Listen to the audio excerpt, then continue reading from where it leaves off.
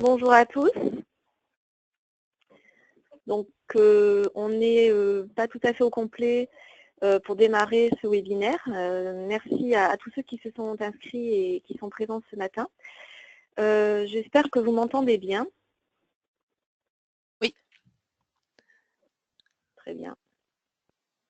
Bonjour. Bonjour. On est en Je suis direct. Anne Badiol à Bordeaux. Bonjour. Là, je vois sur l'interface qu'on est environ une dizaine, donc il y a un peu plus de 25 inscrits, donc je vais attendre encore quelques minutes pour laisser peut-être 5 minutes aux retardataires afin qu'ils se connectent, et puis ensuite on démarre.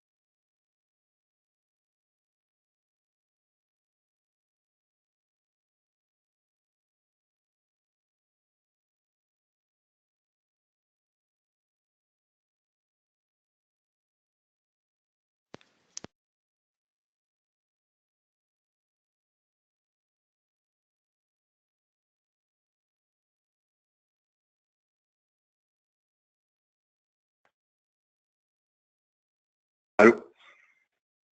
Allô? Oui, bonjour, ici c'est François Gibert.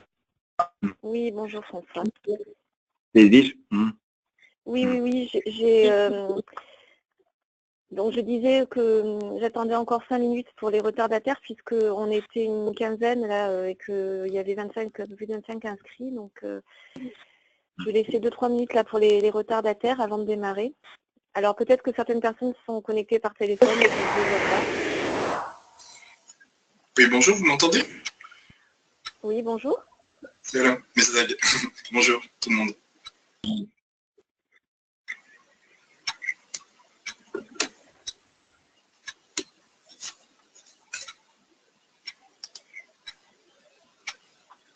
Bon, alors on va démarrer et puis les retardataires prendront le train en marche. Donc merci à toutes les personnes qui sont ici avec nous ce matin pour ce webinaire donc sur la chaleur solaire collective. Je vais vous faire une petite présentation sur les travaux de Sokol et les 10 idées reçues à dépasser qu'on a répertoriées au niveau du solaire thermique. Et puis ensuite, nous pourrons échanger si vous avez des questions, des remarques après ma présentation. Donc, alors, je pense que tout le monde doit voir mon écran. Donc, rapidement, pour ceux qui ne connaissent pas Enerplan, je vais vous expliquer un petit peu qui on est et comment on travaille. Donc, depuis 1983, nous représentons tous les professionnels de l'énergie solaire, c'est-à-dire sur toute la chaîne de valeur, à la fois au niveau des fabricants, des installateurs, des bureaux d'études, des institutionnels, des exploitants. Et donc, nous avons tout type de taille d'adhérents. Et la représentation se fait de manière, un adhérent égale une voix. Donc, toutes les personnes impliquées dans la filière sont représentées de manière égale et peuvent faire entendre leur voix. Et donc, par rapport à ça, nous avons deux missions principales. Les représenter, évidemment, défendre leurs intérêts au niveau donc des pouvoirs publics notamment, et puis, évidemment, animer et structurer la filière à la fois au niveau du photovoltaïque et du solaire thermique. Et en ce qui concerne le solaire thermique, dans la partie collectif, nous avons l'initiative Sokol. Cette initiative, elle a été engagée dès 2009 par Enerplan, avec le soutien de l'ADEME depuis le départ et depuis 2013 également de GRDF, qui nous accompagne sur des actions. Donc cette initiative, aujourd'hui, elle regroupe près de 2500 membres. Ce groupe, en fait, Sokol, bien entendu, il est complètement gratuit. Donc, les membres adhèrent à Sokol, reçoivent la newsletter, sont au courant des actions qui sont menées, mais peuvent également participer au groupe de travail, donner leurs avis, etc. Et donc, ce sont des experts qui se rassemblent et qui contribuent pour arriver justement à développer la filière et à travailler sur des outils pour à fiabiliser les installations notamment et bien sûr faire la promotion de la filière. Donc, on a à la fois une mission de diffusion des bonnes pratiques, c'est-à-dire que les outils qui sont développés, on va s'assurer que tout le monde soit au courant qu'ils existent, qu'ils peuvent s'appuyer dessus, et également d'informer sur les développements de la filière. Et puis, ce sont des outils qui sont en libre service, donc je vous préciserai ça à nouveau tout à l'heure en fin de présentation, à la fois en version papier et sur le site internet de Sokol qui est en accès libre à tout le monde, avec une partie également pour les membres de Sokol avec parfois des petites choses en plus, mais les outils principaux sont en libre service pour toutes les personnes qui s'intéressent au solaire thermique. Donc, nous avons depuis 2015 un plan de filière Sokol qui est soutenu par l'ADEME et GRDF. Et donc, ce plan de filière, il va s'appuyer sur 3 axes. Un axe technique, donc là, ce sont tous les outils qui vont permettre justement de fiabiliser notamment les installations. Et puis, au niveau de la communication, donc c'est le site internet dont je vous ai parlé, mais c'est également tout ce qui est les communications qu'on va pouvoir avoir par mail ou au cours de salons, au cours de réunions, au cours de colloques. Et au niveau régional, donc nous travaillons avec les directions régionales donc de l'ADEME. Et comme aujourd'hui, bien ça permet d'avoir accès justement à des actions en commun pour faire connaître à toutes les régions ce qui se passe au niveau de la filière et de Sokol. Donc, le but, c'est aussi de montrer aux maîtres d'ouvrage tout le travail qui est fait et qui a été fait par la filière pour justement avoir des installations qui soient pour eux 100% confiance et pour qu'ils aient confiance à s'engager dans un projet en solaire thermique collectif. Donc, au cours des toutes les actions qu'on a pu mener, notamment sur le terrain, avec ce que je vous expliquais, hein, au niveau des réunions qu'on a pu faire, des conférences qu'on a pu donner, etc. On a recueilli souvent des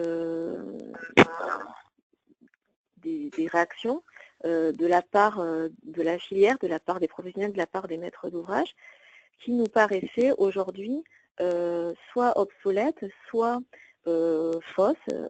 Et donc, on a élaboré en fait une liste des 10 idées reçues les plus fréquemment rencontrées et on a souhaité y répondre en expliquant pourquoi aujourd'hui il était nécessaire de regarder à nouveau la filière du solaire thermique collectif d'un œil différent et de constater que des avancées ont été menées et que certaines idées reçues n'ont plus lieu d'être. Donc c'est l'objet principal de cette présentation d'aujourd'hui, de répondre à ces questions. Parfois ce sont des questions, parfois ce sont des affirmations. En tous les cas, d'apporter des réponses parfois aux obstacles qui peuvent se dresser dans la considération d'un projet lorsqu'un maître d'ouvrage ou un professionnel considère une énergie renouvelable, une chaleur renouvelable pour la production d'eau chaude sanitaire. Donc la première idée reçue qu'on rencontre fréquemment, c'est que la chaleur solaire n'est pas efficace dès lors qu'on dépasse la région PACA ou qu'on n'est pas dans les îles. Donc par rapport à ça, on a voulu resituer certains chiffres. Donc effectivement, il y a quelques variations, hein. Évidemment, si on regarde par exemple à Marrakech et à Paris, on n'a pas le même nombre annuel de kilowattheures au mètre carré moyen, mais si l'on lisse en fait au niveau de l'année, finalement, on se rend compte que 70% du temps, on n'est pas très éloigné. Si on regarde les différences entre Paris et Marseille, finalement, les variations, lorsqu'on les compare de manière annuelle, on n'a pas énormément de différence. Ça vaut autant la peine de considérer un projet. Et d'ailleurs, quand on regarde ça d'un point de vue un peu plus global, par rapport aux pays nordiques, ce sont quand même ceux qui font le plus finalement d'installations. On a toutes ces installations au niveau des réseaux de chaleur au Danemark avec des centaines de milliers de mètres carrés de capteurs qui sont installés.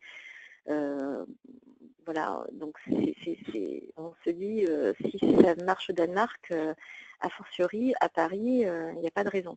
Donc par rapport à ça aussi, c'est l'énergie du solaire thermique, elle permet de restituer des calories qui sont directement disponibles.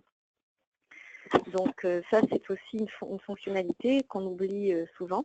Et donc ces calories, c'est pas du virtuel, elles sont vraiment stockées et prêtes à utiliser au fur et à mesure.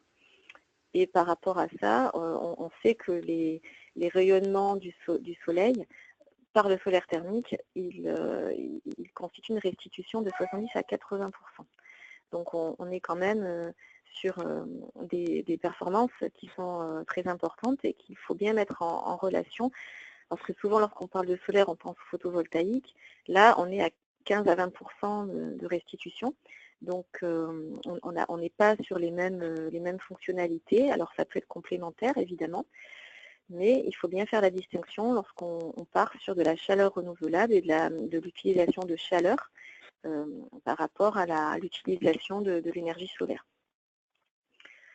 Les surchauffes. Alors ça, c'est une grande question qui a été évoquée souvent lorsqu'on rencontre notamment des maîtres d'ouvrage pendant les réunions.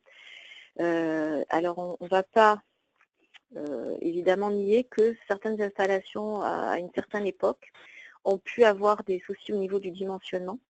Et donc effectivement, on a eu des installations qui étaient mal dimensionnées et il y a pu avoir des problèmes de gestion. Donc le message qu'on veut faire passer aujourd'hui, c'est que ces problèmes, ils ont été clairement identifiés. On sait exactement pourquoi ces problèmes ont émergé et on a agi sur plusieurs plans pour proposer aujourd'hui une situation dans laquelle ces surchauffes, elles sont évitables, mais de manière très facile. Donc, premièrement, au niveau du dimensionnement, ça c'est le problème le plus fréquent qu'on a remarqué. Donc le surdimensionnement, souvent, il était dû à des mauvais ratios. C'est-à-dire que soit on n'avait pas pris des mesures avant de lancer le projet, souvent parce qu'on n'avait peut-être pas pu les prendre, et dans ce cas-là, on se basait sur des ratios qui n'étaient pas corrects. Donc les travaux de Sokol sur ce point-là ont consisté à faire un travail de recensement des besoins réels en eau chaude sanitaire, de ce qui avait été relevé sur le terrain dans plusieurs types d'applications, le logement, l'hôtellerie, le camping, le médical, etc. Et dans plusieurs régions françaises, et d'en faire une synthèse et d'en déduire des ratios de dimensionnement sur lesquels on pouvait s'appuyer pour éviter de manière très sereine un surdimensionnement potentiel. Et donc cette fiche ratio qui a été développée par Sokol, elle a été très largement diffusée. Aujourd'hui, la plupart des bureaux d'études en ont connaissance et s'appuient dessus. Et évidemment, c'est aussi en utilisation libre sur le site Sokol. Donc on a aussi agi au niveau de la communication pour, et ça aussi, ça se fait par rapport à toutes les qualifications qui ont pu être menées, les travaux qui sont menés avec les organismes de qualification, pour expliquer que le dimensionnement s'appuie sur ces ratios-là, ne s'appuie en aucun cas, par exemple, sur un logiciel réglementaire comme un moteur de calcul RT 2012. Parce que là aussi, parfois, dans le neuf, on pouvait avoir des problèmes de surdimensionnement liés à cette mauvaise connaissance du logiciel, tout simplement. Donc, de savoir comment bien faire la distinction. Donc, tout ça, aujourd'hui, c'est à la connaissance de la filière. Et donc, il n'y a pas de raison, aujourd'hui, de surdimensionner une installation. Ensuite, on a aussi des solutions techniques. C'est-à-dire que lorsqu'on est, par exemple, sur des applications sur lesquels on sait qu'il peut y avoir un risque de surchauffe, mais on décide quand même de faire un projet solaire thermique parce qu'on se rend compte que sur l'année, il va être rentable et se justifier, mais que dans une certaine période de l'année, il peut y avoir par exemple une période dans laquelle l'utilisation est intermittente et donc on peut avoir un problème avec un puisage moins important, voire absent. Eh bien, on a quand même des solutions techniques telles que l'auto-vidangeable et des capteurs solaires qui ont été développés et qui vont finalement s'adapter en quelque sorte à la situation. C'est-à-dire que lorsqu'on atteint une certaine température, on va avoir une diminution du rendement du capteur pour éviter justement d'avoir une surchauffe dans le système. Donc, par rapport à ça, on a ces solutions-là. Et donc, on est en train de travailler aussi avec l'ADEME pour voir comment proposer des taux de couverture un peu plus élevés en évaluant comment cette proposition peut être faite, en sécurisant évidemment les projets. Et donc, ce sont des recommandations Sokol sur lesquelles on est en train de travailler avec l'ADEME pour justement utiliser les systèmes et les recommandations pour éviter les surchauffes, puisque c'est possible, évidemment, dans des cas très particuliers. Donc, il n'est pas question de dire que c'est quelque chose qu'il faut faire automatiquement, mais dans certains cas, ça peut s'étudier avec des bureaux d'études qualifiés, compétents et dans des cadres particuliers. Donc, ces recommandations sont aujourd'hui à l'étude. Donc, la filière est en constante évolution, elle évolue de manière technique, elle évolue aussi de manière pragmatique, en étudiant les possibilités qui existent, en les mesurant, avec les retours d'expérience qu'on peut avoir sur certaines installations test qui sont notamment étudiées dans le cadre du NTE, de l'ADEME, les nouvelles technologies émergentes. Et donc, ça permet aussi d'offrir des nouvelles solutions. Et ça, il est important que les maîtres d'ouvrage en soient conscients. Troisième idée reçue, la place. Donc, pour remettre un peu les choses dans leur contexte, à peu près 2 mètres carrés en toiture par logement. Après, encore une fois, par rapport au taux de couverture, donc si on vise environ 50% des besoins identifiés, on va être à 20 à 25 mètres carrés si c'est une toiture inclinée pour entre 15 et 20 logements. Et ensuite, si on est sur une toiture terrasse, on est sur une emprise un peu plus importante, hein, à peu près le double. Donc là aussi, bon, vous voyez des illustrations sur la présentation.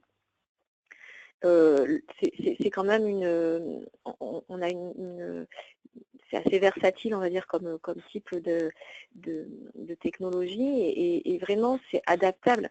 On peut s'adapter au niveau de l'inclinaison, on peut s'adapter selon les toitures et c'est quelque chose aussi qui permet vraiment d'offrir une possibilité technique très importante.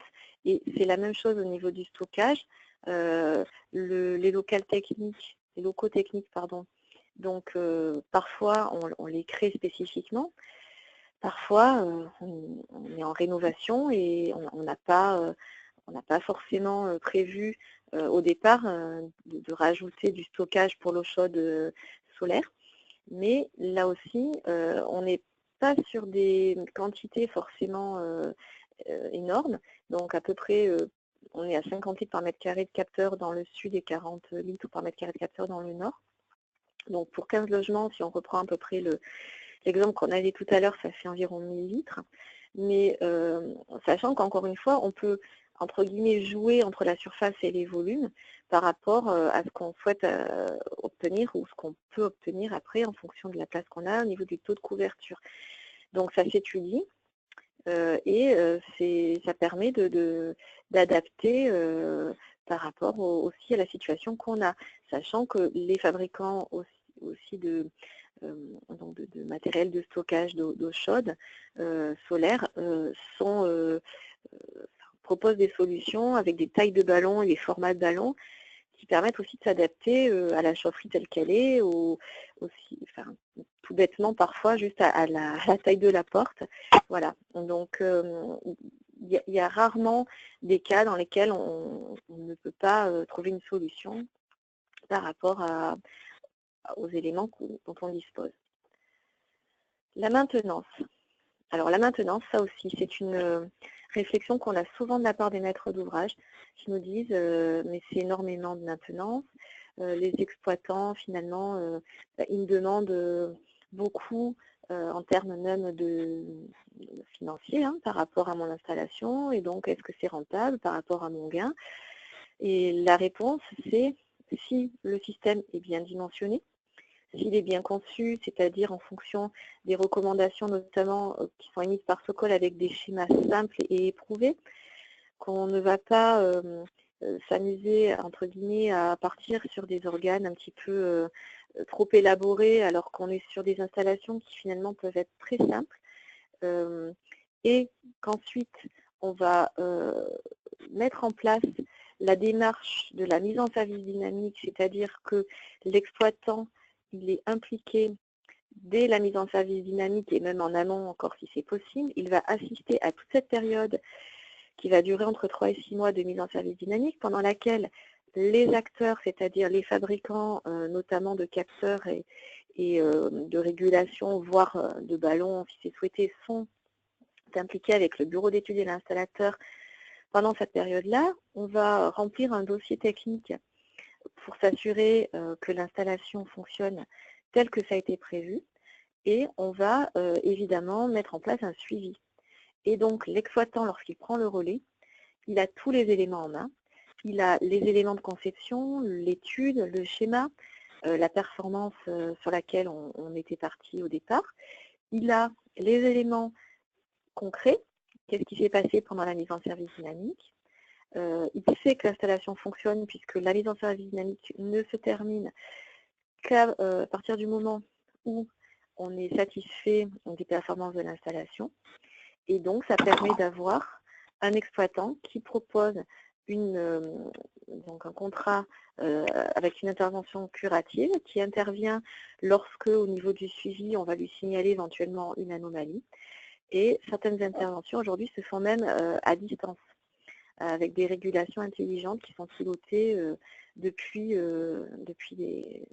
les bureaux de l'exploitant.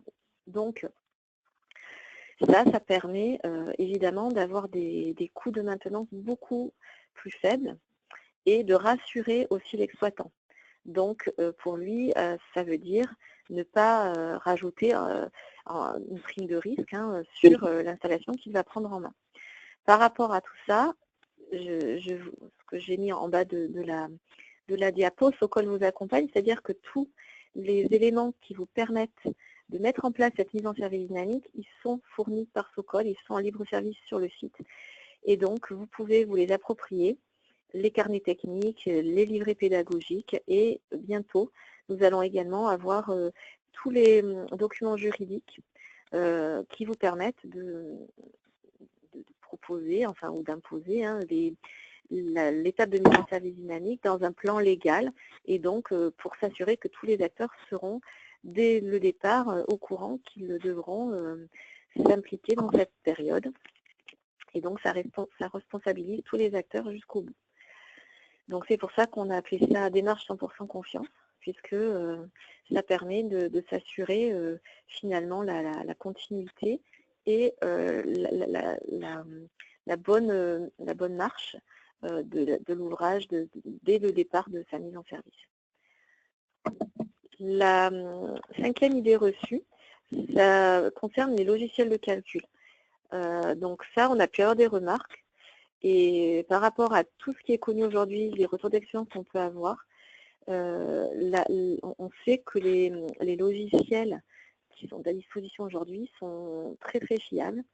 Et donc, avec encore une fois un dimensionnement qui soit adapté à la consommation, donc on revient un petit peu sur l'histoire de bien comprendre les besoins de consommation et de s'appuyer sur ces ratios, et que les bureaux d'études, évidemment, regardent la gestion de la pointe sur l'année, on n'a pas de souci. Il faut savoir quand même que l'énergie solaire, qu'on considère d'ailleurs le thermique comme le photovoltaïque, ce sont donc les deux seuls cas au niveau des énergies renouvelables dans lesquels on a ce suivi, on peut contrôler, on peut voir la performance du système en temps réel et faire un bilan. Donc c'est aussi quelque chose qui doit être vu comme une sécurisation et non pas comme une contrainte supplémentaire. C'est vraiment une possibilité de savoir à tout moment comment fonctionne son installation. Et ça, c'est quand même quelque chose de très important. C'est unique au solaire.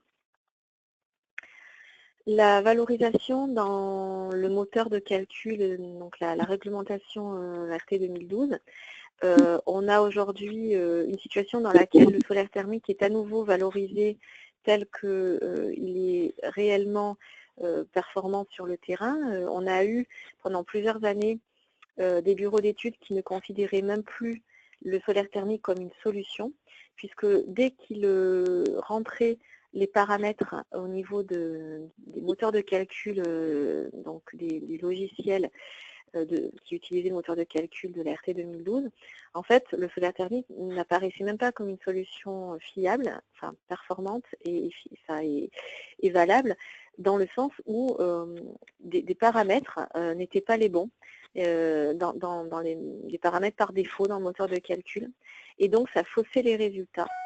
Et Sokol s'est rendu compte de ça, et en fait, ça a pris quasiment 4 ans pour qu'on arrive à faire changer ces paramètres, en fait, qui étaient notamment au niveau des valeurs qui étaient retenues pour la régulation. Je ne vais pas rentrer dans les détails, mais globalement, aujourd'hui, lorsque les bureaux d'études rentrent à nouveau, font leur première simulation, eh bien, le solaire thermique apparaît à nouveau comme une solution qui apporte un nombre de points, donc de CEP, donc de kilowattheures par mètre carré et par an, qui sont à nouveau conformes à ce qui se passe réellement sur le terrain. Donc on peut à nouveau le considérer à sa juste valeur.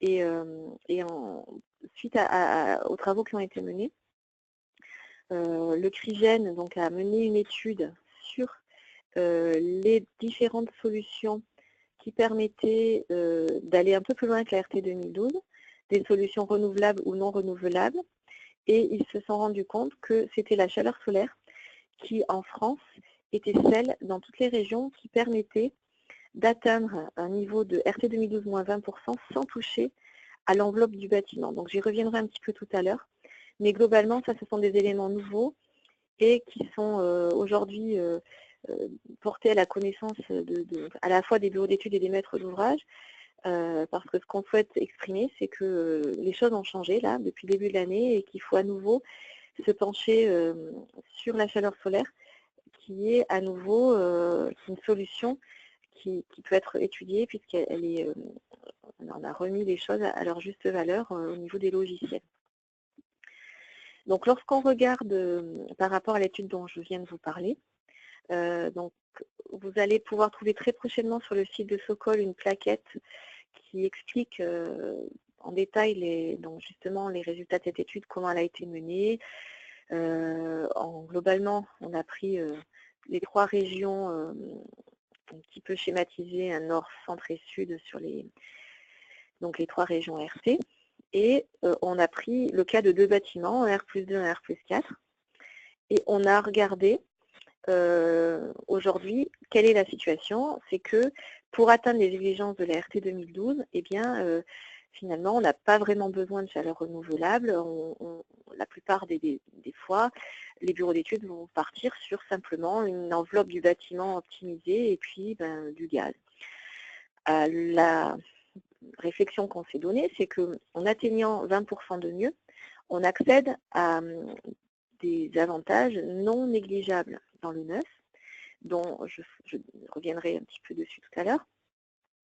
Et donc, l'objet de l'étude, c'était de se dire comment on atteint ces 20%. Et donc, ils ont regardé plusieurs solutions, donc à la fois un gaz individuel et collectif, rajouter ou pas du photovoltaïque, par exemple, le solaire, produire de l'eau chaude solaire, de l'eau chaude sanitaire avec donc une solution thermodynamique, etc., électricité, le bois, pompe à chaleur. Et ils ont donc fait plusieurs simulations. Et par rapport à ça, se sont rendus compte que la seule solution donc, qui permettait d'atteindre ce niveau-là partout en France, sans avoir à renforcer le bâti, c'était la chaleur solaire. Donc par rapport à ça, quand on regarde le poste eau chaude, on se rend compte que ça permet en fait, partout en France, de rajouter en moyenne 18 points donc, de CEP par rapport à l'étude réglementaire. Donc ça veut dire que rien que le fait de rajouter une production d'eau chaude sanitaire avec du solaire, ça permet d'atteindre ce niveau-là, sans avoir à toucher à aucun autre poste dans le bâtiment. Et c'est-à-dire que l'isolation, lorsqu'on a atteint le niveau RT 2012, rajouter de l'isolation, ça va engendrer un coût très important qui n'est pas nécessaire de mettre en œuvre si on utilise le solaire thermique. Par rapport à la 7e idée qu'on a recensée, le prix, donc le prix de la chaleur solaire, lorsqu'on prend en compte évidemment donc encore une fois une étude qu'on a fait réaliser donc par notre cabinet indépendant, le cabinet ICAR, avec qui a été organisé par Enerplan avec l'ADEME et dont les résultats ont été publiés cette année. On se rend compte que la plupart des différences, elles se font entre la taille du système. Évidemment, plus l'installation est grande, plus le coût au mètre carré est réduit. Et que au lieu de regarder le prix au mètre carré, dans ce cas-là, on regarde le prix au kilowattheure et qu'on le regarde sur 20 ans, ça nous permet de voir qu'on a une installation finalement qui va être beaucoup plus rentable que ce qu'on aurait pu penser au départ. Donc, je vous redonne juste quelques chiffres à peu près moyens donc, qui ont été du coup récoltés et mis en évidence par cette étude.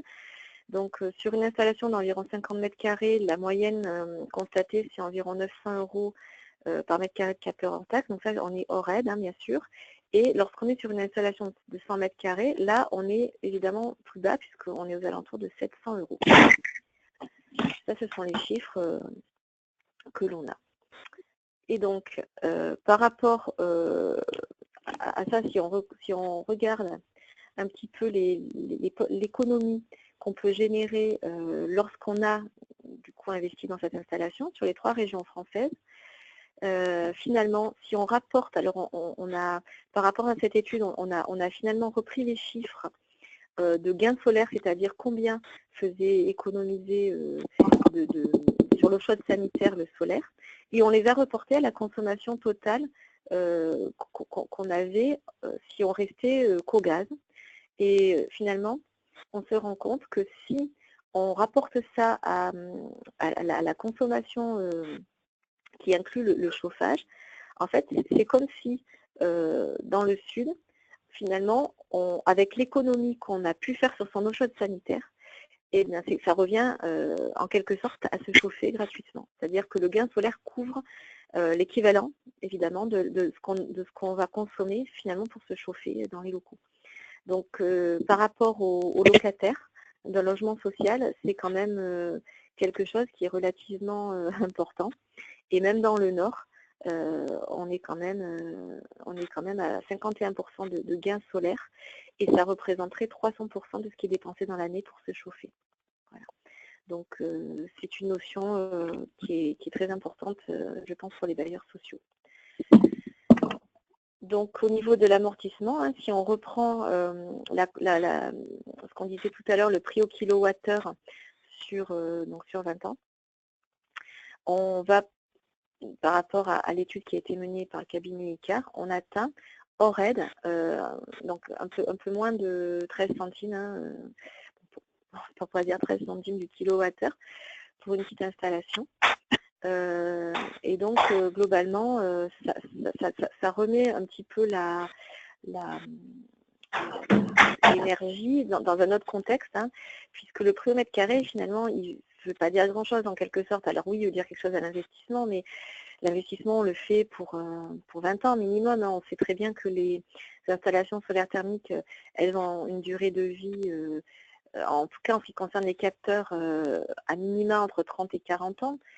Les ballons, on est, selon la fonction, 15-20 ans, on peut être même au-delà lorsqu'il s'agit d'un stockage en eau technique.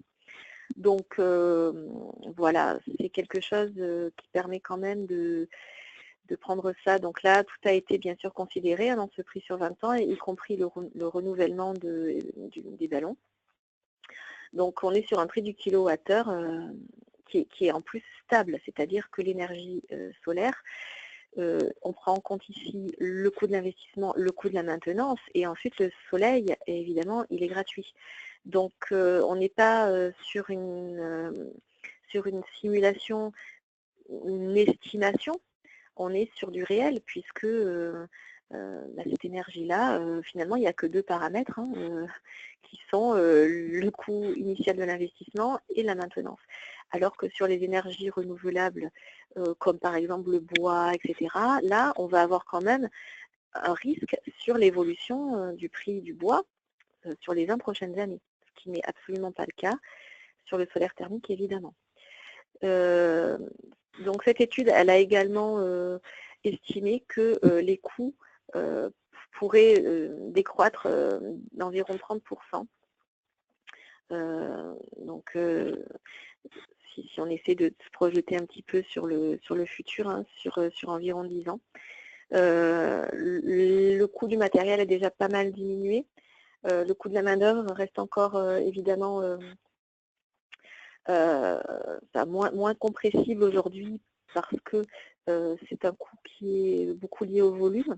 Donc au plus le marché va se développer, évidemment, au plus on va pouvoir avoir une diminution du coût de la main-d'œuvre rapide. Et les fabricants aussi travaillent sur cette composante main-d'œuvre en proposant des kits prêts-à-poser de plus en plus prémontés d'usine pour essayer de réduire le temps de pause au maximum. Donc là aussi, la filière, elle est vraiment en permanence sur l'innovation pour proposer des matériels et des solutions qui soient de plus en plus favorables pour les maîtres d'ouvrage. Donc, si on regarde un coût global sur 20 ans hors aide par rapport à l'étude du CRIGEN, on se rend compte que c'est le solaire thermique. Là, on a pris l'exemple du centre pour faire finalement une région un petit peu médiane en termes de performance. Et on voit que si on regarde tout compris, c'est-à-dire le bâti, les systèmes et l'exploitation, finalement, sur 20 ans, encore une fois, en se projetant dans cette optique d'aller 20% au-delà des exigences réglementaires actuelles, eh bien, c'est le solaire thermique qui a le coût le plus faible. Donc, si on reporte maintenant tout ça sur le kilowattheure annuel, sur une installation entre 25 et 50 mètres carrés, l'investissement représente environ 1,50 € du kilowattheure annuel produit, c'est-à-dire environ 1000 à 1500 logements par logement. Et sur des grandes installations, encore une fois, évidemment, on descend puisqu'on est à peu près à 1 € du kilowattheure. Et là, encore une fois, ce qu'on rappelle, ce qui est important, c'est de se dire que là, le stockage est inclus. Parce que lorsqu'on compare le prix du mètre carré, on va souvent, ça c'est encore une réflexion qu'on a souvent, ah mais oui, mais le prix au mètre carré, le PV c'est tant et le thermique c'est tant. Oui, pour le capteur, sauf que dans le mètre carré de capteur, on comprend le coût du stockage. Donc il va y avoir, ce qu'on disait tout à l'heure, une cuve de 1000 litres pour l'installation, encore une fois, sur les 15 logements à Paris qu'on regardait tout à l'heure. Eh bien, évidemment, sur du photovoltaïque, on va peut-être avoir un coût au mètre carré et donc au capteur qui est différent, mais il n'y a pas de stockage. Les calories, encore une fois, en solaire thermique, elles sont restituées immédiatement. Donc, on ne peut pas comparer, chacun apporte quelque chose de différent. Le photovoltaïque apporte une alimentation, une autonomie au niveau de l'électricité, mais lorsqu'on regarde la chaleur, le stockage de l'énergie utile restituable immédiatement, il est compris dans le coût du mètre carré lorsqu'on fait une installation solaire thermique. Donc ce sont deux notions très différentes. La durabilité. Alors là aussi, on a quand même aujourd'hui le recul, puisque certaines installations fonctionnent depuis plus de 40 ans. Alors encore une fois, bien sûr, on a changé en 40 ans sans doute une fois les ballons, mais par contre, les capteurs, eux, ils sont bien là. Et comme en plus, on est sur des capteurs qui évoluent tout le temps et qui sont régulièrement modernisés avec des nouvelles technologies, avec des absorbants qui évoluent et sur lesquels il y a de la recherche en permanence. Et donc, voilà, ça c'est un élément qui pourra n'aller toujours que dans la durabilité de plus en plus longue. Ensuite, pour anticiper un peu sur les prochaines réglementations, où on va avoir aussi une notion de recyclage, une notion de cycle de vie d'énergie grise, de savoir finalement dans la vie du produit quel est le coût écologique. Il faut savoir qu'un capteur solaire thermique, il est complètement recyclable. Finalement, c'est quoi? C'est du métal, du verre et une surface, un absorbant qui sont complètement inoffensifs pour l'environnement. C'est du cuivre ou de l'aluminium à la base. Donc voilà, c'est quelque chose aussi qui fait, et comme en plus on a la chance en France d'avoir des fabricants, ces capteurs, pour la plupart, ils sont fabriqués en France.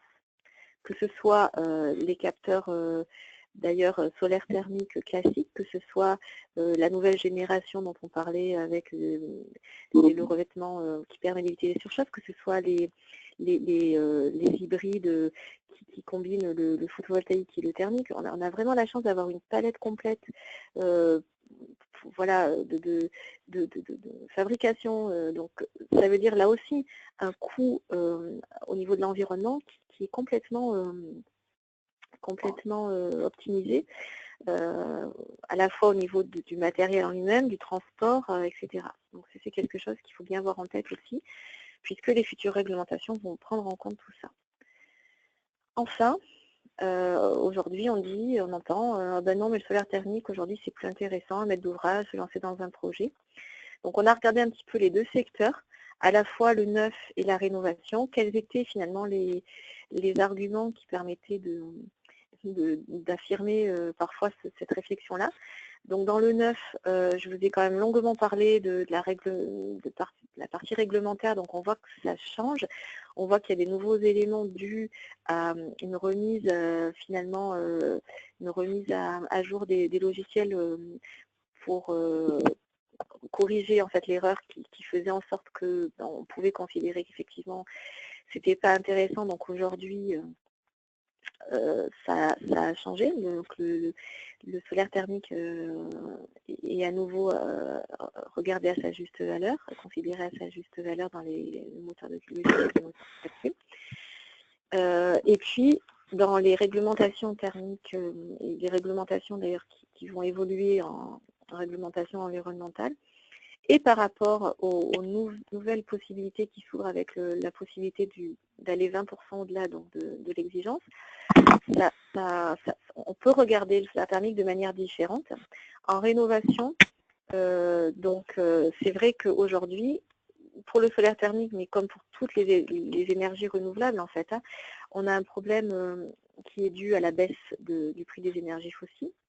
Et ça, c'est vrai que ça remet parfois en question le jugement des maîtres d'ouvrage, mais il faut quand même savoir que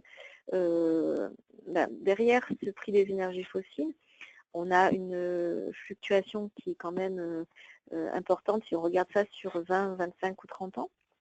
Donc aujourd'hui, certes, le prix est bas. Demain, on va avoir ce qu'on a pu appeler la taxe carbone, mais donc la contribution climat-énergie qui va s'appeler aujourd'hui sous ce terme-là. Donc ça va remettre sûrement en cause ce prix des énergies fossiles. Et on a la notion quand même d'indépendance énergétique derrière, qui n'est pas toujours prise en compte. Et puis on a la notion de stabilité. Voilà, comme je le disais tout à l'heure, le prix du soleil, il ne va pas changer, il sera toujours gratuit.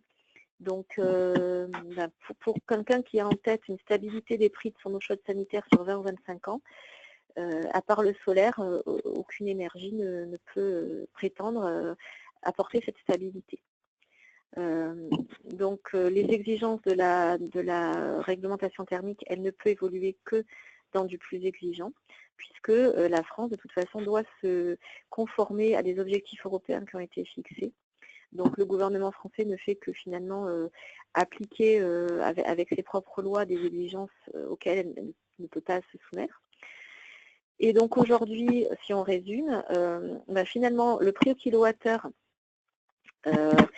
si on considère tous les paramètres sur 20 ans et avec la possibilité de gagner en points de CEP par mètre carré, par rapport aux deux études que je vous ai présentées, on se rend compte que c'est uniquement la chaleur solaire qui peut l'apporter.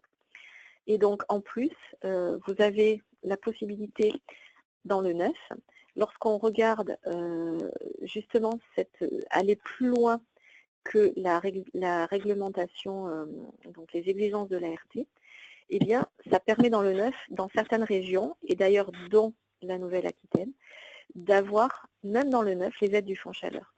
Et donc, si on regarde globalement sur un exemple ici, si on part sur un bâtiment qui aurait pu fonctionner qu'au gaz, par exemple, pour se limiter aux exigences de l'ART, donc sans aide, on y rajoute du solaire thermique pour produire l'eau chaude sanitaire.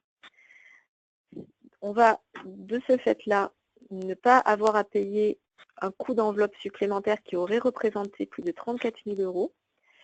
On va bénéficier d'une aide du fonds chaleur, donc du coup, on va pouvoir aller au-delà des exigences réglementaires. Et donc finalement, ça permet d'économiser l'équivalent de 8 000 €. Ça, c'est pour un maître d'ouvrage classique. Pour un bailleur social, comme les aides sont plus importantes au niveau de l'ADEME, ça fait plus de 15 000 € en coût d'investissement en mois. Donc, c'est très important d'avoir conscience de ça, parce qu'on s'est rendu compte que finalement, personne n'était au courant de ça. En Nouvelle-Aquitaine, les exigences, donc si on est justement à 20%, donc au-delà des exigences, avec un niveau de 10% inférieur en ce qui concerne l'enveloppe, eh bien vous pouvez bénéficier de ces aides. Et en plus, ça permet d'obtenir le bonus de constructibilité. Donc ça peut rajouter, en fonction évidemment des collectivités locales et de la manière dont elles utilisent ce bonus de constructibilité, mais c'est une possibilité qui est donnée d'octroyer jusqu'à 30% de plus de droits à construire. Excusez-moi, oui. Je peux me faire juste un commentaire par rapport à ce que vous disiez. Est-ce que c'est pas un peu dangereux quand même de privilégier là justement le renouvelable avant de l'investissement dans l'enveloppe? Parce que c'est un peu ce que vous disiez là sur deux slides avant, de privilégier en l'occurrence. C'est pas privilégié parce qu'en fait, quand on est en tout gaz par rapport au niveau RT 2012, en fait, on est déjà à un niveau d'enveloppe performant.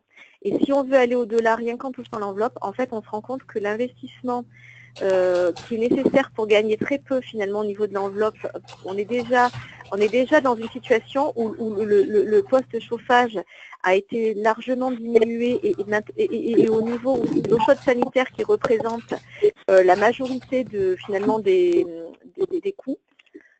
Et donc si on rajoute 1 € de plus en isolation, ce qu'on va gagner sur le chauffage, c'est marginal. Alors que si on rajoute 1 € de plus en eau chaude sanitaire, ce qu'on va arriver à gagner en kilowattheure, c'est énorme. Donc on va à la fois... Je peux intervenir? Oui, vas-y. De toute façon, j'ai fini sur ce sujet-là, donc vas-y. D'accord, vas-y, termine. Enfin, là, je voulais juste parler de l'accompagnement Socol, si vous permettez, puis après, on répond à la question, parce que j'en ai vraiment pour 2 minutes. Voilà, donc juste pour dire que...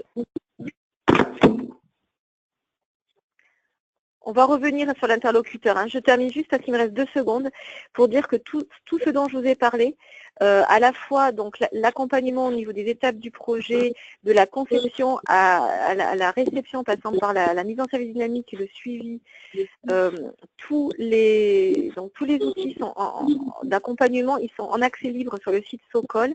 Tout ce que je vous ai expliqué sur la mise en service dynamique, le suivi, etc. aussi. Et donc, vous retrouvez tout ça en libre accès sur le site Socol. Donc, je vous invite à vous y rendre sans aucune limitation. Voilà. Donc, pour revenir à la question, donc oui, si la personne qui a posé la question pouvait se présenter, et puis ensuite, on vous apportera les réponses, s'il vous plaît. Oui, donc c'était Victor Pichon de l'ARA HLM, l'association régionale Rhône-Alpes des bailleurs sociaux. D'accord. Oui, là, donc, moi qui voulais intervenir, c'est François Gibert, donc je suis le vice-président d'Enerplan. Il se trouve que je participe pas à tous les webinaires, mais là je me suis, comme c'était pour les bailleurs sociaux, j'ai participé. Non, la question qui est sous-jacente est une bonne question concernant la partie, disons, choix entre enveloppe et choix et recours à l'énergie renouvelable. En fait, ce que l'étude qui je montre, c'est que actuellement, pour avoir à obtenir les DBO actuels, disons, on passe largement la RT avec les BBO actuels sans énergie renouvelable.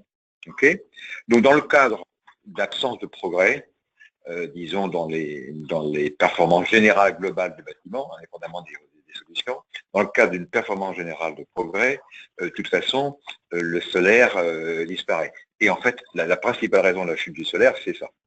Parce qu'il n'est pas nécessaire, il est inutile pour l'instant, tant qu'il y a des dérogations sur le BBO. Par contre, et c'est ça qui a été intéressant, qui a été montré, c'est que un des freins importants que les constructeurs et les promoteurs ont concernant une augmentation des exigences, c'est que le coût de l'enveloppe, quand on veut gagner les quelques points qui restent, devient plus important. On a fait beaucoup de progrès les dernières années sur le coût de l'enveloppe, mais par contre, pour gagner les points supplémentaires, ça devient important. Et là, dès maintenant, et même déjà depuis plusieurs années, il se trouve que le solaire thermique est une solution qui est beaucoup moins chère au kilowattheure que les renforcements de l'enveloppe. Et c'est là la question qu'on se pose, c'est pas de dire il faut absolument faire du solaire. La question qui est posée, c'est de dire réétudions le solaire comme une des solutions, alors que jusqu'ici il n'est pas étudié, n'est plus étudié. Voilà le débat tel qu'il est actuellement. Est-ce que j'ai répondu à la question? Oui, très bien. Merci pour ces compléments de compréhension. Ouais. Et donc, je crois que aujourd'hui, un des points, parce qu'on a parlé là de 12 centimes sur 20 ans, il faut savoir que le 12 centimes sur 20 ans au kilowattheure, c'est un coût complet, amortissement, financement, amortissement, entretien. On a un coût complet, entretien compris. C'est-à-dire en fait un peu ce que les bailleurs sociaux payent à un exploitant, que ce soit des Cofidis, Axima, Dalkia ou autre. Hein. Et donc aujourd'hui, on sait même que dès qu'on augmente un tout petit peu la surface, on est en dessous de ces tarifs-là. Hein. Et donc ça peut aujourd'hui intéresser non seulement dans le neuf, mais dans la rénovation, les bailleurs sociaux. Hein. Je ne sais pas ce que vous en pensez. Est-ce qu'il y a des réactions là par rapport à ce qui a été présenté? Est-ce qu'il y a des éléments dont vous n'étiez pas au courant?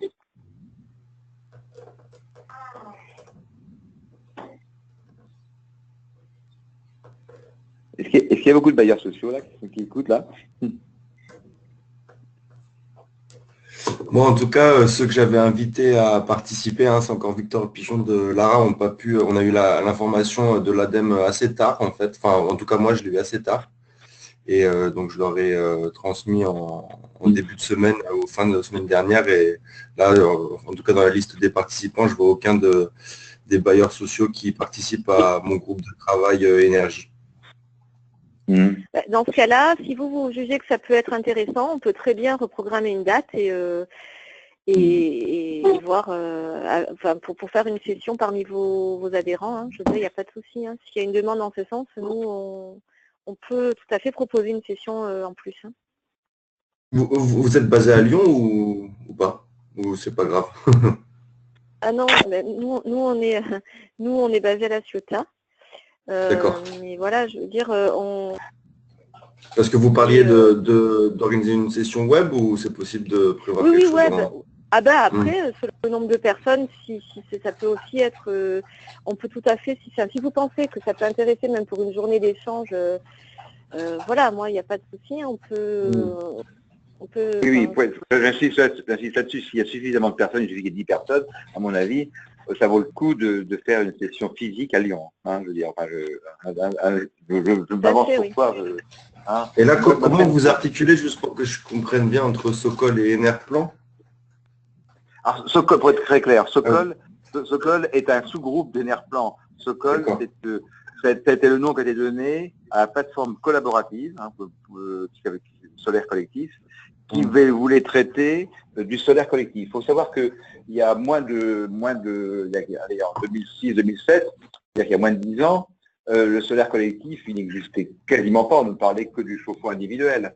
Et donc Sokol s'est créé pour dire, il y a un marché possible là, mais par contre, il a des particularités techniques, hein, des particularités de métier, créons un groupement. Et donc c'est pour ça que ça s'est créé, mais c'est strictement intégré à un Enerplan.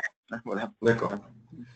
Je vais en parler en groupe de travail, ce sera plutôt en début 2018, je pense, mais je prends du contact avec Madame Perchère, plutôt. Edwige Porcher, oui, c'est elle qui s'occupe de Edwige Porcher, qui s'occupe de tout ça.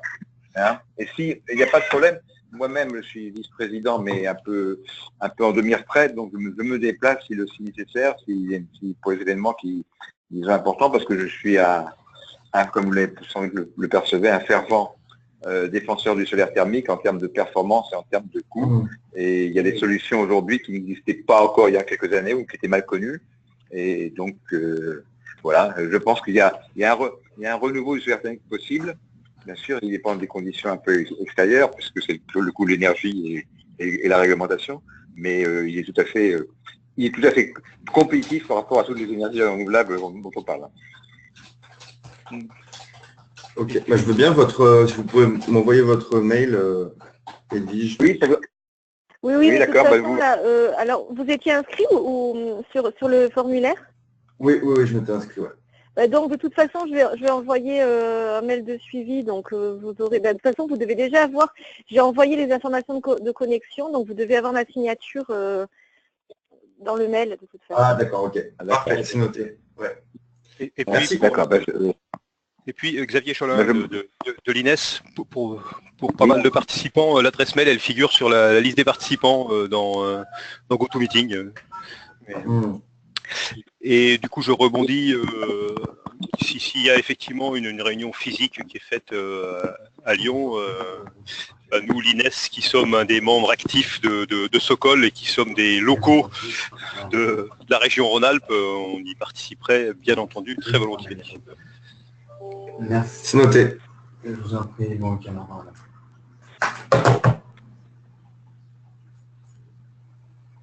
Alors, dans le chat, j'ai une personne, donc Arnaud Broustaille, qui a écrit « Le seul frein de notre côté reste le coût de maintenance et la non-prestation de maintenance ». Donc là-dessus, ce que je voulais préciser, c'est qu'on menait actuellement un travail avec les exploitants et l'ADEME également sollicite de son côté en plus, c'est-à-dire qu'on a un groupe de travail élargi avec notamment la FEDEN pour intégrer les exploitants, pour que justement on identifie vraiment comment les impliquer un peu plus, un peu mieux, les exploitants, et sans, comme je disais tout à l'heure, en essayant de tout mettre en œuvre pour que le coût soit réduit. Et par rapport à ça, donc il y a une action de formation, c'est-à-dire qu'on est en train de mettre en place un référentiel de formation commun pour que les exploitants puissent se former au solaire thermique, parce qu'en fait c'est un des éléments aujourd'hui qui fait que parfois on ne trouve pas le bon exploitant, ou quand on le trouve c'est très cher parce que voilà, la formation n'est pas forcément là, donc il faut former une personne spécifiquement, ça coûte cher. Et également de l'impliquer dans cette étape de mise en service dynamique dont je parlais tout à l'heure, parce que l'argument qui est souvent opposé par les exploitants, c'est « Ah mais oui, mais nous, la prestation elle est chère parce que quand on arrive dans la chaufferie, on ne trouve rien, il n'y a pas le schéma, on ne sait pas comment fonctionne l'installation. » Là, il ne pourra plus être question de ça, puisque voilà, le livret technique qui sera... Ça va même plus loin, Edwige, ça va plus loin, c'est qu'aujourd'hui, par rapport à ce que les exploitants, disons, les bailleurs sociaux connaissent de l'exploitation, il ne faut pas tourner autour du pot, les exploitants classiques ne se sont pas du tout approprié le solaire, pour plein de raisons, on pourrait revenir, parce que curieusement, c'est un truc qui est marginal en termes de coûts et en termes de proposition, et donc les exploitants ne se sont pas appropriés ça. Aujourd'hui, avec le travail qu'a fait Sokol, notamment sur la maintenance, le suivi et la maintenance curative, l'exploitation et la maintenance deviennent extrêmement faibles, et il y a des offres, disons, de différents acteurs, disons, en télésuivi, qui permettent d'avoir des coûts très bas. Et ce, d'autant plus que, et je reviens là-dessus sur les deux, avec les nouvelles techniques, notamment sans surchauffe, je pense à l'autovidangeage en particulier, il y a comme on est sans pression et sans surchauffe, les coûts d'exploitation, les coûts de maintenance chutent terriblement, parce qu'il c'est comme un réseau de plomberie sans pression, quoi. Voilà. Donc sans haute pression, quoi. Donc il y a une évolution dans les coûts de maintenance, à la fois par la technique de télésuivi et des offres et des techniques uniquement de curative et de télésuivi, et d'autre part par la technique elle-même qui a évolué dans les dernières installations, en particulier avec les capteurs sans surchauffe et les autovidangeables.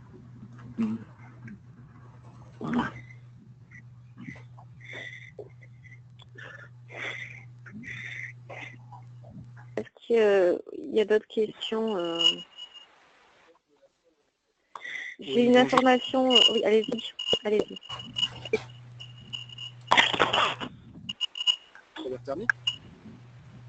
Allô? Vous m'entendez? Oui.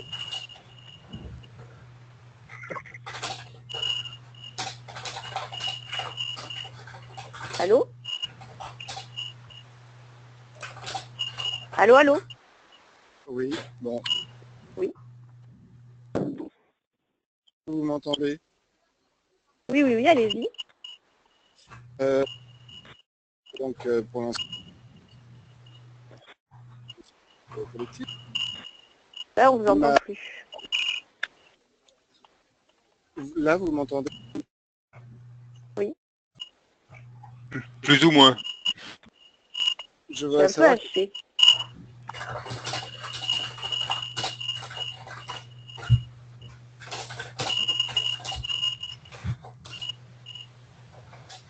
Il y a un micro ouvert où on entend beaucoup de Oui, bruit. il y a un micro qui fait du bruit, là. Attendez, je vais essayer de couper. là, ça Voilà. passe mieux. Oui, oui. Ouais. Je voulais savoir, en fait, quel serait l'argument décideur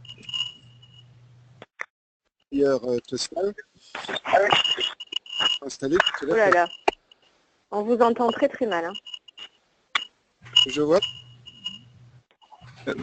Posez peut-être la question par le Ouais, chat. par le chat, ouais.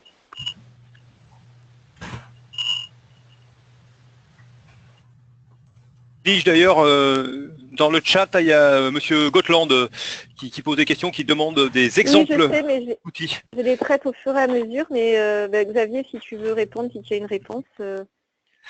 Oui, il y a plein d'exemples d'outils dans les outils qu'on a développés dans le cadre de Sokol. Il y a par exemple une fiche d'évaluation des besoins d'eau chaude pour dimensionner les installations. Il y a un descriptif des différentes méthodes de suivi possibles, les suivis qu'évoquait François Gibert tout à l'heure, qui permettent de limiter le coût de la maintenance. Il y a un guide pour la mise en service dynamique qu'a évoqué Edwige. Il y a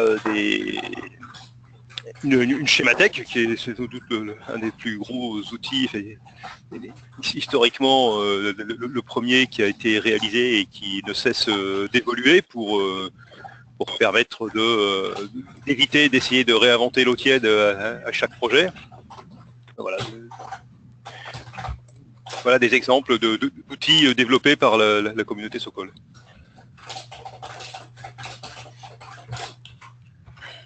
Parce que, en fait, j'essaye de gérer le chat en même temps et les questions. Donc, on a également une remarque toujours pareil, sur le côté des exploitants et le coût de l'exploitation. Donc voilà, on a répondu un petit peu, mais encore une fois, on devrait avoir de l'amélioration à ce niveau-là, puisque donc en mettant en place cette démarche de mise en service dynamique, en fait, l'exploitant, il est impliqué en tant qu'observateur pendant la période de mise en service dynamique, et ensuite il reçoit tous les éléments, et donc cet exploitant-là, il a en main tous les éléments de l'installation. Donc encore une fois, ça devrait faire baisser le coût de la maintenance, puisque en fait, le suivi est en place, tout est en place, et c'est vraiment juste intervenir en cas de soucis, d'anomalies signalées dans le suivi, quoi. Donc effectivement, on l'entend, hein, ça a été un frein au niveau des projets, parce que justement, on peut comprendre, hein, se dire, bah oui, j'investis, je vais avoir un gain solaire, mais si la moitié, ça repart dans mes coûts d'exploitation, je me pose la question. Donc c'est pour ça qu'on a vraiment, depuis quelques mois, mis l'accent sur cette question-là, et pour résoudre ce souci, quoi, parce qu'effectivement, il faut que ça puisse fonctionner, et donc les exploitants se sont investis aussi par rapport à ça, et d'autre part, un maître d'ouvrage qui, dès le départ, va imposer donc cette étape de mise en service dynamique, ça va forcément découler dans des améliorations par rapport à la prise en main par l'exploitant.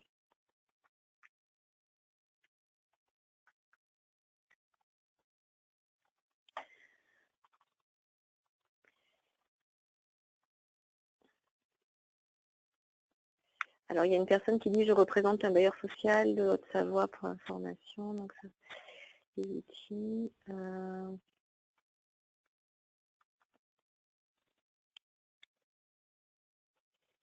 Il y a des remarques.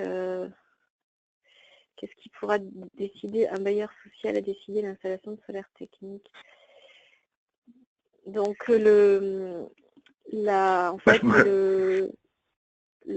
les éléments qu'on a présentés aujourd'hui, c'est à la fois de se dire, aujourd'hui, la filière, elle est beaucoup plus sécurisée et documentée que ce qu'elle a pu être à un moment. En fait, les soucis qu'il y a pu avoir à un moment, c'est vrai que la réglementation notamment a fait en sorte que pendant quelques temps, il y a eu un afflux de projets.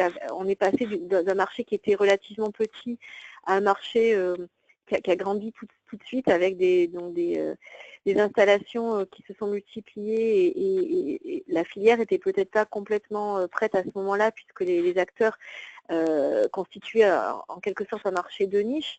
Et donc par rapport aux soucis qu'il y a pu avoir, que j'ai mentionné tout à l'heure, des problèmes de surdimensionnement, etc. Aujourd'hui, on a le recul pour avoir identifié ces questions et on a apporté les réponses. Donc, il ne faut plus avoir peur de ce qui s'est passé dans le passé. Il faut savoir que même au niveau de la formation, de la qualification des bureaux d'études et des installateurs, on a aujourd'hui des bureaux d'études qualifiés, des installateurs avec une qualification Qualisol collectif, ce qui n'était pas le cas il y a 10 ans, quoi. Si je peux me permettre de résumer, Edwige, ce qui va faire changer, enfin ce qui peut faire changer, parce que c'est pas, je veux dire, on ne fait pas boire à un homme qui n'a pas encore soif, mais ce qui peut faire changer les bailleurs sociaux, c'est essentiellement qu'aujourd'hui, ils peuvent demander à des installateurs ou à des exploitants une garantie de coût et de maintenance. Voilà. Et parce qu'on a les moyens techniques de la garantir. Voilà. Et donc cet aspect-là, plus les techniques qui permettent d'avoir des installations qui durent sur 20, 30 ans, 40 ans, puisque les capteurs ont plus de 40 ans, c'est qu'il y a un investissement durable, c'est un investissement durable dans des énergies pas chères. Voilà ce qui peut faire décider les exploitants. Et je pense que l'explosion peut revenir dès que l'énergie classique redeviendra un peu plus chère. Voilà. Donc, on a une remarque sur une installation en particulier, donc sur laquelle il y avait des résultats qui n'étaient pas corrects. Donc, remarque d'Arnaud Broustaille par rapport à ça. Donc, vous mentionnez Monsieur Bétoui à l'ADEME. Je sais qu'il y a beaucoup qui a été fait aussi parce que redonner confiance au maître d'ouvrage, c'est aussi s'occuper des installations justement qui correspondent à cette période où il y a eu des soucis. Et donc, je crois qu'il y a pas mal qui est fait aussi pour essayer de réhabiliter ces installations. Enfin voilà, donc après, c'est vrai que on ne va pas nier qu'il n'y a pas eu des soucis à un moment, mais là, on essaye de regarder de l'avant et de dire voilà ce qui a changé, voilà ce qui n'est plus le cas aujourd'hui. Et donc, s'occuper aussi des installations qui ont pu avoir des soucis, c'est sûr que c'est important, quoi. Donc, là-dessus, donc, oui, donc on a une remarque aussi, avoir des interlocuteurs en exploitation maintenance investis, réactifs, et des entreprises installant un matériel qui soit compétente. Donc là cette réponse, c'est ça, c'est aussi la formation, la qualification. Et donc, c'est pour ça qu'on travaille aujourd'hui pour qu'on puisse offrir un référentiel de formation adapté, en fait, qui suive toutes les recommandations SOCOL et qui permettent aussi aux exploitants d'être au courant des outils, de la démarche qualité et de mieux connaître les installations, de mieux comprendre, de mieux savoir comment on les suit. Ça, c'est important et c'est tout le travail qu'on mène aujourd'hui. Donc, pour avoir des exploitants qui soient mieux formés et plus compétents. Donc après, le marché, donc la question, je veux bien me lancer dans le solaire collectif, mais quel marché? Effectivement, le marché, c'est ce que disait un petit peu tout à l'heure François Gibert, c'est dans la rénovation, c'est vrai qu'il y a une grosse grosse partie qui va être par rapport au prix des énergies, mais encore une fois, il faut savoir que ce prix-là, il va forcer, enfin la taxe, elle est réelle, quoi. Ça a été annoncé, on aura une idée fin septembre du prix là pour les prochaines années. Mais il va y avoir une taxe, donc une contribution climat-énergie sur le fioul et sur le gaz qui va être plus élevée que ce qu'elle avait été annoncée au départ. Et donc voilà. Alors par rapport à ça, dès qu'on aura le montant de cette contribution climat-énergie, on mettra en ligne sur le site Socol, donc ça sera aussi dans la newsletter et sur le site. On va vous permettre de voir ce que ça revient en centimes du kilowattheure. C'est-à-dire par rapport à un kilowattheure qui sera produit par le solaire thermique et qui économise tant en gaz ou en fioul, à combien ça correspond au niveau de l'économie de la taxe. Voilà, donc ça vous permettra de voir aussi combien le solaire thermique vous économise par kilowattheure.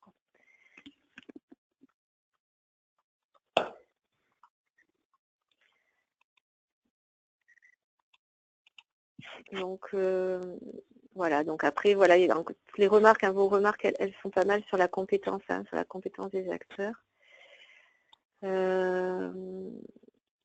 Et donc ça, c'est quelque chose aussi, voilà, qui est important, c'est de savoir utiliser. Donc là, je le répète parce que comme je l'ai mis, je l'ai dit en passant tout à l'heure, on aura très prochainement, d'ici la fin du mois, au plus tard début octobre, sur le site, des outils juridiques. Donc ça veut dire qu'un maître d'ouvrage pourra aller sur le site Socol et télécharger la clause type, le contrat type, à la fois pour permettre de mettre en place une mise en service dynamique et également suivi par exemple, un contrat de garantie de bon fonctionnement ou un contrat de GRS.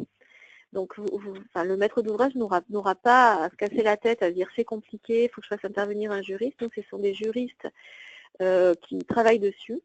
Et donc, vous pourrez les télécharger. Et tous les outils pour la mise en place de cette mise en service dynamique, ils sont disponibles sur le site. Que ce soit technique, pédagogique, juridique, les outils pour le suivi, tout ça, c'est tout à votre portée, quoi.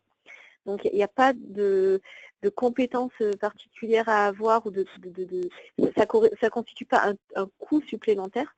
C'est vraiment quelque chose qui est juste à intégrer dans votre démarche. Donc, c'est plus une démarche de prendre le réflexe, en fait, de se dire, mais voilà, je me lance dans mon projet, j'inclus cette phase de mise en service dynamique, et c'est tout. Et ensuite, c'est aux personnes qui seront impliquées dans le projet de s'y conformer. C'est simplement une formalisation de ce qui, de toute façon, doit être fait normalement, c'est-à-dire vérifier que l'installation fonctionne, quoi. Donc, voilà.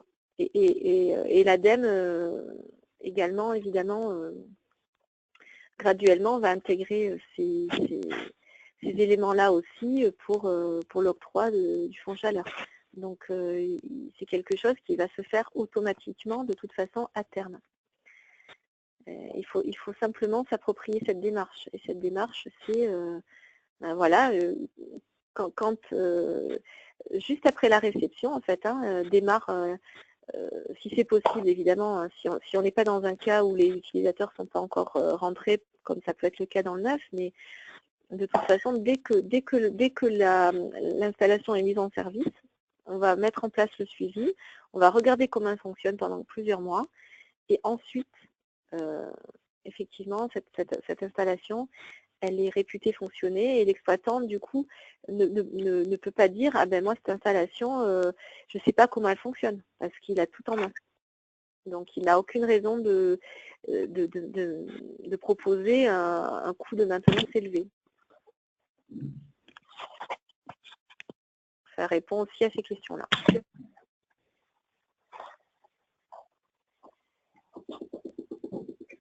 Est-ce qu'il y a d'autres questions?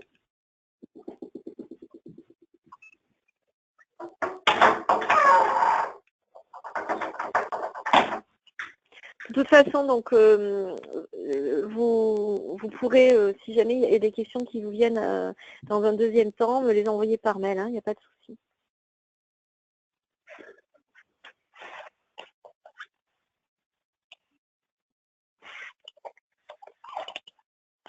Bon, bah écoutez, est-ce qu'il y a d'autres remarques? Quelqu'un veut rajouter quelque chose? Bon, bah écoutez, je vous remercie tous. Bonne journée, bonne fin de semaine. Et puis, encore une fois, n'hésitez pas à vous rendre sur le site Socol, à regarder tout ce dont on a parlé. Et puis, de m'envoyer un mail si vous avez des questions particulières ou des remarques ou des suggestions. Voilà. Merci. Merci à tous. Merci. Au revoir, merci. Merci, au revoir.